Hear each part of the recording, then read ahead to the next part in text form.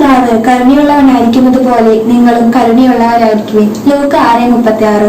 നമുക്കറിയാം, മറ്റു പല ആൾക്കാരും നമ്മുടെ അടുത്ത് വന്ന തെറ്റുകൾ ഏറ്റു പറയുമ്പോൾ നമുക്ക് അങ്ങനെ കരുണ കാണിക്കാൻ തോന്നാറില്ല. നമ്മുടെ അടുത്ത് വന്ന് നീതി പ്രവർത്തിക്കുന്നത് പോലെ തോന്നാറില്ല. പക്ഷെ അവരുടെ മനസ്സിലാവുന്ന സമയത്തോ, അവരുടെ മനസ്സിന്റെ സ്ഥിതി മനസ്സിലാവുന്ന സമയത്തോ ഏതൊരാളോടും കാരുണ്യം കാണിക്കാൻ നമുക്ക് തോന്നും, അല്ലെ? വഴിക്കൂടെ പോകുന്ന ആളുടെ മനസ്സിന്റെ സ്ഥിതി മനസ്സിലാവുമ്പോഴാണ്, അല്ലെങ്കിൽ ഹൃദയത്തിന്റെ സാഹചര്യം മനസ്സിലാവുമ്പോഴാണ് നമുക്ക് കരുണ കാണിക്കാൻ തോന്നുന്നത്. ഈശോ നമ്മോട് ആവശ്യപ്പെടുന്നത് ഇതാണ്. ലൂക്ക 6:36.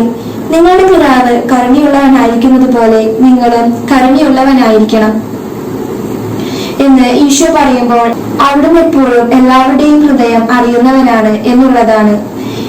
എല്ലാവരുടെയും ഹൃദയം കണ്ടുകൊണ്ടിരിക്കുന്നവനാണ്.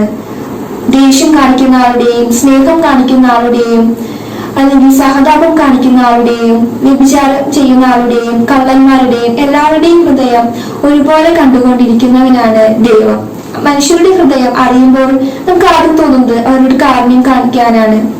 അവർ ജീവിത സാഹചര്യം കൊണ്ടാണല്ലോ ഈ സിറ്റുവേഷൻ, അല്ലെങ്കിൽ അവരുടെ ജീവിതത്തിൽ ഇന്ന സിറ്റുവേഷൻ ഉണ്ടായത് കൊണ്ടാണ് അവർ ഇങ്ങനെ തീരുമാനം എടുക്കേണ്ടി വന്നത് എന്ന് നമുക്ക് മനസ്സിലാവും.